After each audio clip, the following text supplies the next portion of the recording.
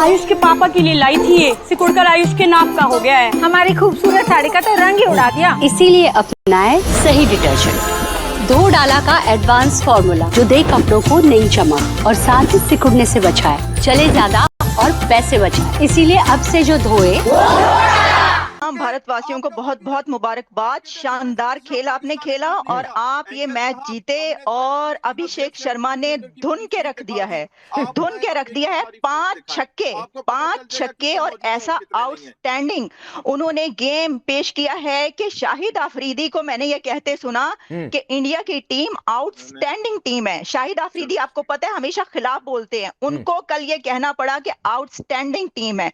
और ये जो खोखली ईगो होती है ना, शैलो प्रेस्टीज, ये दिखाने के लिए आप क्या करते हैं कि बैट को आप AK-47 बनाते हैं। किसी ने सोशल मीडिया पे लिखा once a terrorist always a terrorist.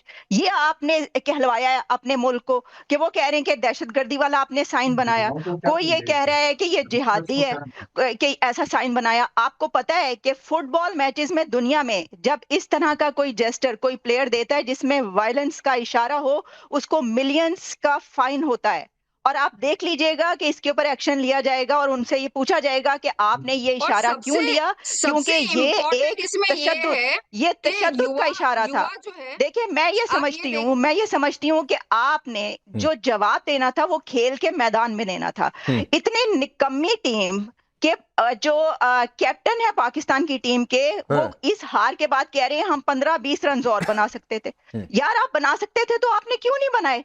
और इससे पहले एक मोटिवेशनल स्पीकर रखा गया था इस टीम के लिए। नजम सेठी ने खुद टीवी पे बताया कि मोटिवेशनल स्पीकर इसलिए रखा गया है। स्पीकर था या साइकियाट्रिस्ट था?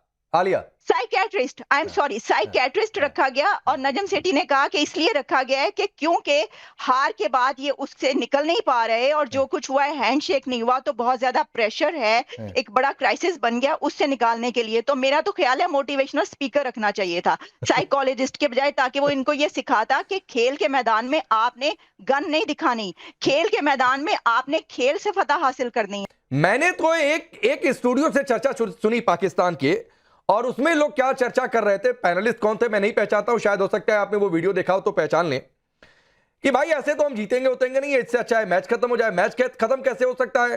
तो हो सकता है कि मैदान पर जितने खिलाड़ी हो कोई उठकर फायरिंग कर दे, किसी को मार दे। यह चर्चा चल रही है क्रिकेट पर पाकिस्तान के स्टूडियोज में।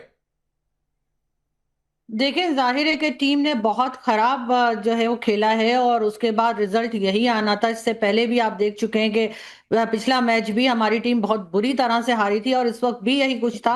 और दूसरी बात यह कि जिस कंट्री में हर चीज मिलिट्री स्टैब्लिशमेंट के अंडर होती है, यहाँ तक कि एक जमाने में तो हमारे जो स्पोर्ट्स के खिलाड़ी हैं, क्रिकेटर्स, उनको सिखाने के लिए भी, ट्रेनिंग के लिए भी फौज को दे दिया गया था कि जी इनको सिखाइए कुछ क्रिकेट वगैरह। तो फिर जाहिर है वो इसी तरह की हरकतें करेंगे। स्पोर्ट्स को जो है वो एक तरह से ये बताना कि जी ऑपरेशन सिंदूर या जो उस वक्त अटैक्स हुए थे इंडिया और पाकिस्तान के बीच में, उसको याद कर रहे हैं और जो काम के लिए इनको रखा गया है वो नहीं कर रहे। इससे साफ पता लगता है कि इनको यही डिक्टेशन दिया गया था कि आपने जाकर अगर आप हार जाएं तो आपने इस किस्म की हरकतें करनी है, ताकि जो है वो एक गलत मैसेज तो जाएगा ही, लेकिन साथ ही आपको ये भी पता लगेगा कि ये लोग कहां से आए हैं और इनको किसके इशारे पे इस टीम में रखा गया है। इसलिए कि जितने निकम्मे निखट्टू किस्म के खिलाड़ी हमारे इस वक्त दिखाई दे रहे हैं, इससे पहले तो ये हाल नहीं था। बाकी जो रिटायर हो जाते हैं या पुराने खिलाड़ी हैं, उनको भी अगर आप देखें तो वो कुछ इसी किस्म के स्टेटमेंट देते दिखाई देते हैं, कभी भारत के बारे में, कभी कश्मीर के बारे में। भाई जिस काम के लिए आपको रखा है कि आप खेलें और आप जीतें, वो तो आपसे हो नहीं रहा। उसके बाद जो है वो पॉलिटिशियंस की तरह जो है स्टेटमेंट देते हैं। और अभी इरशाद साहब यकीनन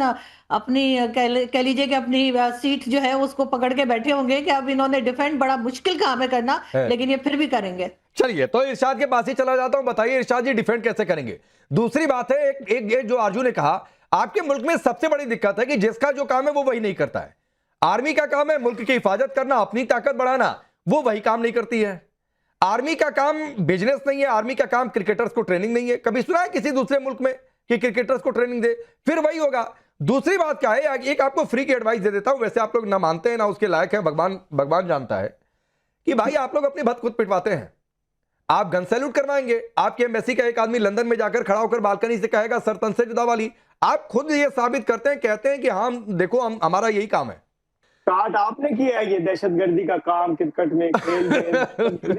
आप मुझे बोलने दीजिए, मैं बहुत देर अब मैं हंसू भी ना, अरे हंसी रहा हूँ, लेकिन मुझे बोलने दीजिए, बोलने दीजिए। मैं बोलने दे रहा हूँ, अरे हंसू भी ना।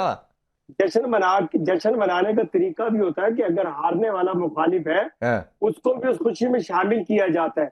आप लोगों ने क्या किया, आपने टोटली दहशतगर्दाना रवैया अख्तियार किया क्रिकेट में, इस तरह वहशियाना रवैया। तो मेरे अगर खिलाड़ियों ने अगर ऐसे कर दिया, क्या क्या कर दिया, क्या? अच्छा एक मिनट, इरशाद आपको क्या बुरा लगा भारतीय टीम का, बताइए। भारतीय टीम का तो कुछ भी बुरा नहीं लगा मुझे, भारतीय टीम का रवैया अच्छा नहीं लगा। क्या रवैया, क्या अच्छा नहीं लगा? आप लोगों का रवैया उनको दोबारा ये अच्छा नहीं लगा। नहीं, कैप्टन मीरा एक बार सुन लेते हैं कि क्या इरशाद जी को बुरा लगा भारतीय टीम का, कौन सा रवैया, बताइए। मैडम कुछ सीख रहे थे? नहीं मैं किसी के दरमियान में नहीं बोला, मैं बिल्कुल वायलेंस नहीं किया, मैं बड़े एहतराम करता हूँ सबका। मुझे रवैया ये देखें, जो कुछ प्रोपेगेंडा आज भी आप करें, अगर खिलाड़ी ने अगर खेल में कोई हरकत की है, उसका जाती रवैया है, उसकी जाती राय है, जिसने जो किया उसको उसकी सजा मिलनी चाहिए, मैं भी कह रहा हूं, जो गलत काम करता है। अरे इरशाद जी माफी के साथ 10 सेकंड, माफी के साथ 10 सेकंड, आप अपने माफी के साथ 10 सेकंड आप ही बोलिएगा, कोई बीच में नहीं आएगा, इंश्योर करता हूं। माफी के साथ 10 सेकंड कि भाई आप करगिल में जब आपके सैनिक मरते हैं तो उनको छोड़कर भाग जाते हैं, उनकी डेड बॉडीज नहीं लेते हैं। यहां पर खिलाड़ी ने मैदान पर हरकत कर दी तो ये उसका जाती रवैया, यानी एक बात तय हो गई कि पाकिस्तान कल आईसीसी पर जुर्माना लगाए, कोई एक्शन ले तो आप खिलाड़ियों के साथ नहीं खड़े हैं, ना तो इस साहिबजादा के साथ खड़े हैं, ना हारिस रऊफ के साथ खड़े हैं, तो भगोड़े कितने के हैं? चलिए अपनी बात करिए। पांडे जी बात पूरी करने दिया करें। देखिए ये आपके अंदर इतना बड़ा मैन्युफैक्चरिंग फॉल्ट है जो मोदी ने आपके अंदर कूट कूट के भर दिया जहर। मैं ये कह रहा था, देखिए मेरे 2 खिलाड़ियों ने अगर हरकत की, आपको तो पूरा मुल्क ये हरकत कर रहा है, पूरा मुल्क क्रिकेट के खिलाफ दहशतगर्दी कर रहा है। अरे पहले ये बताइए भारतीय टीम का कौन सा रवैया आपको अच्छा नहीं लगा इरशाद जी? कौन सा रवैया अच्छा इख्तियार किया? अरे बताइए ना, 2 रवैया गिनवाइए, कौन सा अच्छा नहीं लगा आपको? पहला रवैया था आपके जी, हम एशिया कप में शमूलियत अख्तियार नहीं करेंगे, पहला रवैया। दूसरा रवैया, आप जब मैच की टास्क कर रहे हैं, जीतना तो दूर की बात थी ना, टास्क करते हैं, शेक हैंड करते हैं, इज्जत एहतराम करते हैं कि आओ जी इज्जत है। अब दूसरी बात, आप जीत गए, जीत का जश्न मनाइए सबके साथ मिलके, हारने वालों से भी जीतने वालों से भी। हम तो मिठाइयाँ तकसीम करते हैं तो हम अपने दुश्मनों को भी खिलाते हैं। देखिए अब हम पूरी इस्लामिक ब्लॉग बनाने जा रहे हैं, जिसका के अरे कौन से बाहर निकलिए, ये खेल की बात हो रही है, नहीं निकल सकते, ये कभी नहीं निकल किसी सकते। ऑपरेशन पर चर्चा थोड़ी नहीं हो रही है आरजू।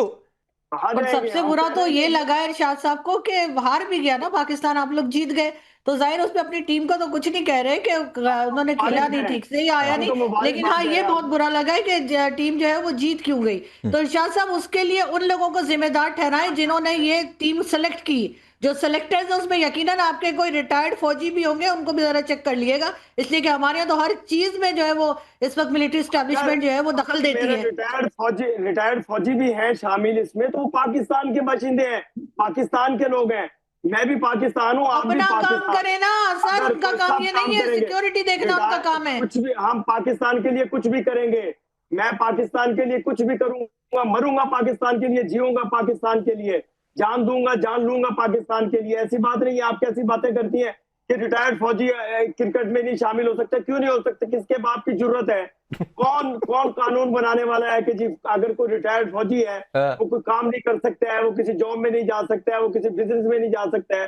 किसके बाप की जरूरत है कि मेरे आर्मी के किसी फर्ज को रोके, मेरे इरशाद जी थोड़ा पानी वानी पीजिए, कुर्सी कस के पकड़िए, ऐसे पकड़िए, ऐसे कुछ नहीं है, ऐसे कुर्सी कस के पकड़िए, इतना सीरियस मत हो जाइए, इतना सीरियस मत हो जाइए। ममता काले बहुत सीरियस हो रहे हैं डॉक्टर इरशाद। मैं ये कह रहा हूँ कि सीरियस नहीं हो रहा हूँ, मैं हकीकत बयान कर रहा हूँ। कौन सी हकीकत? ममता काले जरा इनकी हकीकत का पर्दाफाश करिए भाई।